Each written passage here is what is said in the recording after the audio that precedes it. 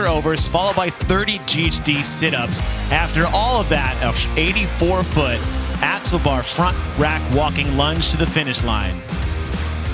Now, I said it was all about the hips, but for the women's side, it actually may be all about the dips, because the ring muscle-ups is going to be a big separator. And I tell you what, keep your eyes on Tia Toomey, who I think may actually try to go unbroken every single round, and who wants it more at the end. Tia Toomey will be in the leader's jersey. She will be in lane number 10, looking to widen her lead over Mal O'Brien in this event.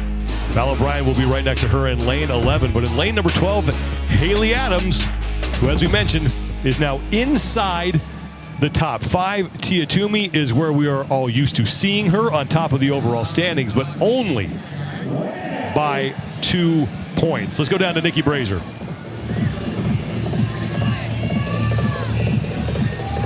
Now, you mentioned that Hayley is now inside of that top 5, and the real question is, she's in a precarious situation. Is she, and how is she going to be able to come back from what we saw earlier this morning at the Capitol? If you remember, she came out looking really strong in that run and was one of the first female athletes to get into downtown. But when it came to some of those heavier elements, she started out strong, but ended up losing her grip a little bit. And we have all been there in the gym when your arms give out, your shoulders give out, and you need to grit through that mental toughness just to get to the end of a workout.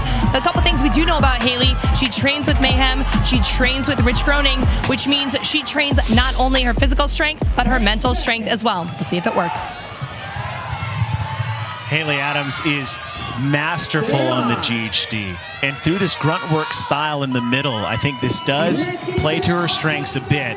It's just, how are these ring muscle-ups going to fare for her after that absolute collapse that we saw in the previous event, just because of overall arm and grip fatigue? And when you talk about toughness, you have got to talk about Hayley Adams. Think about a couple of years ago at the ranch in Aromas, where she did Atalanta, and her hands were just bleeding profusely, and she gutted through the whole thing. She also ran through the hills of Aromas on what is a disastrous ankle injury. So I really, after the 2020 games at the ranch, I cannot think of many people tougher than Hayley Adams.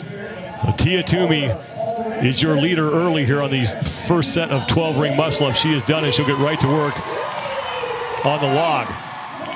For Tia-Clair Toomey, not having the best start that she obviously would have wanted coming into this, getting the leader jersey, it took till day 3, basically, to get to it. This is an event where Tia can reclaim basically her dominance over the field. There's really nothing in this event that's going to trip her up. Her ability to do high volume, high sets of unbroken ring muscle-ups is second to none in the women's field. That was no more evident last year in that ring muscle-up, bar muscle-up event that also had pig flips in it. So I could see this being that the last time we have to talk about Tia maybe stumbling towards the end. 25 reps here.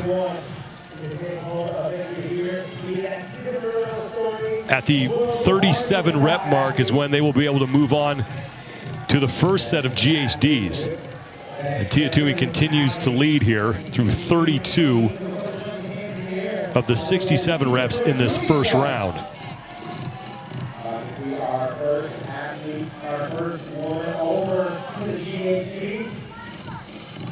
And now Tia Toomey will move to the GHDs.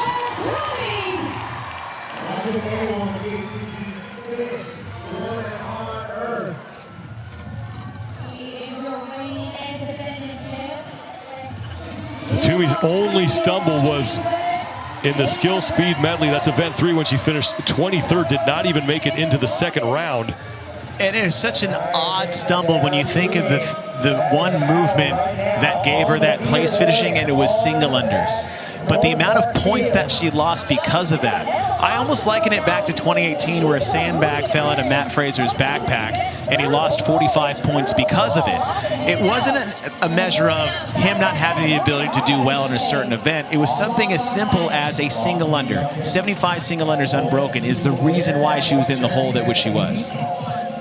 Tia Toomey cranking through these 30 GHDs at the 67 rep mark is when she will be done with round number 1, and she will make her way back to the ring. Mal O'Brien sits in second, followed by Emma Lawson, the two women immediately behind Tia in the overall standings. There is Hayley Adams as Tia Toomey is out front. Back to the rings, second set of 12. Tia went unbroken on the first set. Now last year, there were 48 ring muscle-ups in the middle of the chipper on day number 1, and it was a split between ring muscle-ups, double and bar muscle-ups, and back to the rings. She went unbroken on all of those sets of 12, so this is nothing new as far as set number that Tia-Clair Toomey is not used to. Mal O'Brien and Emma Lawson were also making their way back to the rings, as is Hayley Adams down and Christy O'Connell, but Tia Toomey continuing to lead. 79 is what she's got to hit before she gets back to the 30-inch box for the jump overs there. You see the straps, just the length of them makes this movement much more challenging than, say, what a normal setup you would have in your gym. And she will go unbroken. Toomey moves to the 30-inch box, 25 reps there. Time to beat Bailey Rail, 14 minutes, 15.70 seconds. I like the hop off the middle of the box. She's not spending any time in the bottom. You'll see some athletes that'll land wide, stay low, and step off. But that little spring off, there's a give and take. It's faster off the box, maybe a bit more demanding on the quads and the legs, especially in the landing part versus, say, stepping off the box, but the cycle rate is much quicker. Christy O'Connell has moved ahead of both Emma Lawson and Mal O'Brien for second place right now. Lawson on the left side of your screen, O'Brien on the right. We may be seeing the future of our sport surrounding the greatest to ever do it. Not knowing how much is left in Tia's career, seeing what the future could look like on either side of her is pretty cool. Getting up and over, looking strong. Toomey gets to the 104 mark. That's when she'll move on for her second set of GHDs. Look at the cycle between, on the left side of your screen, of Emma, Mal, and Tia, and what the difference you see on the right side with Chrissy O'Connell taking a bit more time in between reps. And as we said before, you can really extend the gap on everybody. The best opportunity is really on these box jump overs. Toomey into the GHDs for the second time, 30 reps here.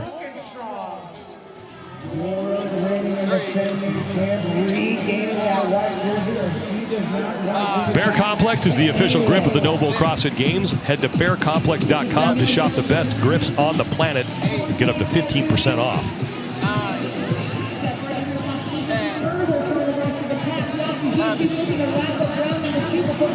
Toomey's got to get to 134 before round 2 is done. We're talking about judging at the CrossFit Games or anywhere. It's such a stressful job, and really, unless you have to judge someone like Tia Toomey. Same deal with Rich Froning. Rich Froning, Matt Fraser, all the greats. That was, you always thought it might be the most stressful part, and it ends up being the easiest one just because they move so well. Tia Toomey's career began back in 2015. She has never finished lower than second at the CrossFit Games and has 34 event wins in her career. I don't think I've done 34 workouts this year. Her coach and husband, bottom right-hand side of your screen in that light blue shirt, that is Shane Orr. He looks as comfortable and relaxed as always. I'm sure that man has lost no sleep over the last 2 days. Toomey back to the rings for the final time. Mal O'Brien and Emma Lawson in second and third, and Hayley Adams is in fourth, followed by Danielle Brandon. Toomey's gone unbroken through her first 2 sets.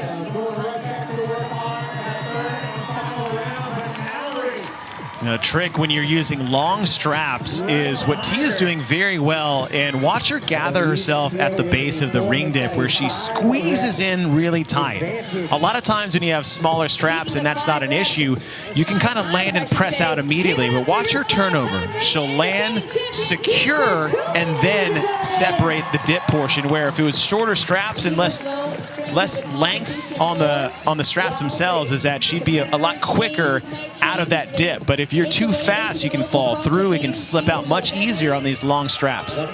Tia Toomey got through 8 reps before she took a break, and now 4 reps remain for her. She was 30 seconds ahead of Mal O'Brien getting back to the rings.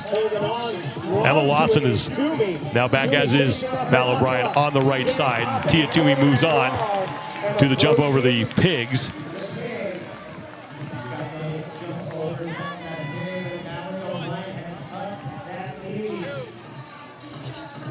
171 reps is the number that Toomey is looking to hit before she gets back to the GHDs for the final time. Time to beat again is Bailey Rails right now. 14 minutes, 15.70 seconds. So what Tia is doing is she's stepping into the jump every time, but she's leaving a plant foot there. She'll land, keep that plant, pivot on it right in front. Saving seconds when you're in a stacked field like this is very valuable. It's one of those things where if I can save 5 to 10 seconds just by doing something that simple as far as transition between the reps is something that would be much beneficial at the end. Mal O'Brien making her way to the pig. She is still in second place here, but Toomey has a sizable lead on the youngster. And the next generation is really starting to take over. 15 rookies on the women's side. 3 of them are teenagers.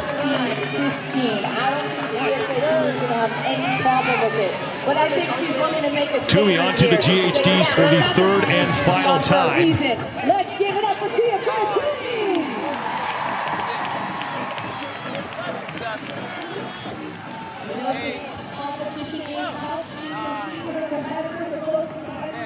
Christy O'Connell and Emma Lawson are now on their final set of up and overs.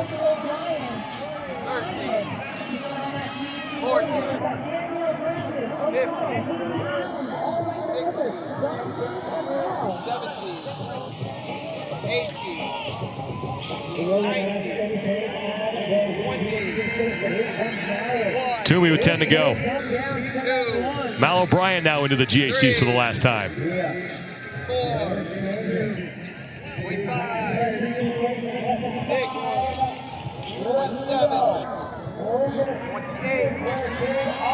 29. Tia Toomey is done. Onto the 125-pound axle bar. 15.70 seconds is the time to beat, and Toomey's got plenty of time to get inside of that. As now Emma Lawson is now approaching the GHDs. Nobody else is there, but here we go. She is lunging it out, Joshua. We are looking to go unbroken. Bailey Rail did not put the barbell down, and I don't think Tia Toomey's going to either. No, when you've been sitting behind the pack and having everyone, including us, asking, what's wrong with Tia? Is this it for Tia? Are they going to beat it?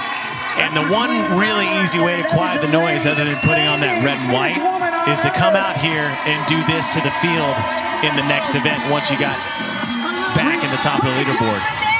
Taking a second to adjust that barbell. And here comes Tia Toomey.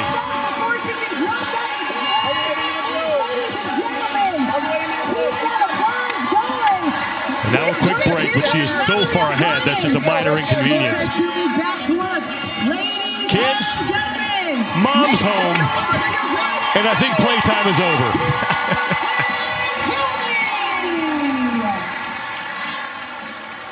11:58.92 seconds. Now here comes Mal O'Brien, looking to only surrender 3 points to Toomey. All right, it doesn't matter how much you win by. I mean, it's the old Fast and Furious rules. It doesn't matter if it's an inch or a mile. When here, you can beat me by a mile, but if I'm right behind you, it's still 3 points. So at the end, if Mal can get across the finish line, she was only 2 points back coming in. She's only going to be 5 points back going into the final event this afternoon. But here goes Mal O'Brien back to work. Mallory O'Brien with a couple of athletes in her rear view. She wants to take second. Emma Lawson is on to the lunge. One more lunge should do it. And Mal O'Brien is in, and she is not going away easily.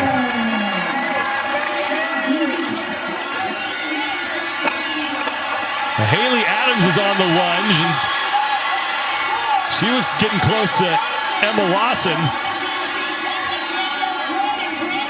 Danielle Brandon also onto the lunge. And she's behind Emma Lawson by 15 points on the leaderboard, so this is big for Lawson, not surrendering anything to Hayley Adams. Lawson's going to take third in the heat and third now in the event. Hayley Adams looking to catch Danielle Brandon, and this will be a race to the finish line. Hayley is going to get there first. She just come out of her shoes? Did I say a shoe? Fourth Did we place lose for a Adams. shoe? Danielle Brandon is going to take fifth, and Cara Saunders is now across. Matilda Garnes finishing up as well. Here's Ariel Lowen. Man, that's big for Hayley to get ahead of Danielle Brandon if it is official, because she was only clear of her by 3 points. She did.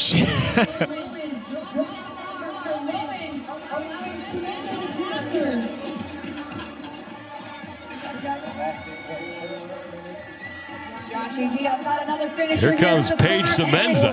Give it up for Paige. Semenza is now done. And there goes Ariel. And Ariel Lowen has finished up. I think that ponytail belongs to the brother, but I have to wait and see.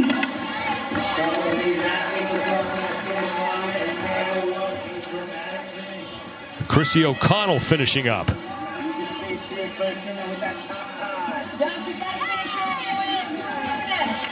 And Lucy Campbell in a race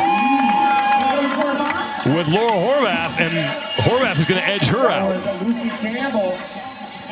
Campbell getting it done right behind Horvath. Jacqueline Dahlstrom is done. Emma McQuaid across the finish line, as is Alexis Raptis. So Magala, Helgadottir, Prevost, Wells, There it is for Magala. and Barnhart, now as Magala comes in, are the only women left.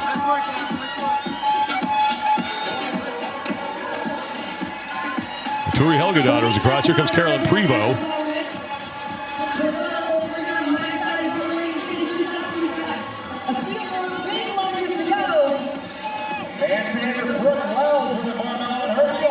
And Prevost shakes off a near stumble, and she gets across. Now Brooke Wells. We said it was a high volume set of ring muscle ups, and after the injury that Brooke Wells suffered last year, the recovery time it takes, and some of the last things she's able to do is something like high volume ring muscle ups. In fact, when they appeared in the quarterfinals, she really wasn't sure how it was going to hold up. It was one of the last movements she got cleared to do, and when you have this, that was already not a strength of hers prior to the injury, and to be off of that training for near a year, it's no surprise to see that be a struggle for her here, just as a product of the rehab that she's been doing since that injury. Well, Amanda Barnhart is still on the field. And she is on her final set of up and overs. Obviously, clear frustration.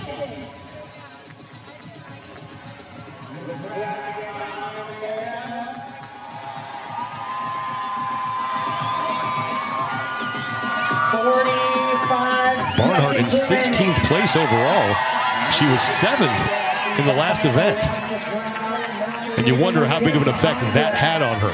Well, traditionally, when you have that amount of running in an event, it's not necessarily in her wheelhouse. I mean, she has that swimming background, so obviously metabolic conditioning has never really been a problem. But the toll that event this morning, I mean, the carnage that we saw on the front steps of the Capitol with those Husafell bags, and the totality of that event and the ability to recover. And we said the fatigue level of the arms, the grip, the forearms, the biceps to navigate through the end of that event. And for Amanda, as we said earlier, is that high volume pulling, especially ring muscle ups, isn't a strong suit for her. This might have been a bad combination back to back for her. Now, Tia Toomey from the get-go making a statement. Yeah, and that's exactly what she set out to do. And a statement she made, as well as how it looked on the field. However, how it looks on the leaderboard, not much of a difference because she only got 3 points on Mel, of which she'll only have a 5-point lead going in. And Daniel Brandon in the back dropped the bar at the line, had to take an extra step, and Hayley Adam comes out of her shoe. Get that thing off being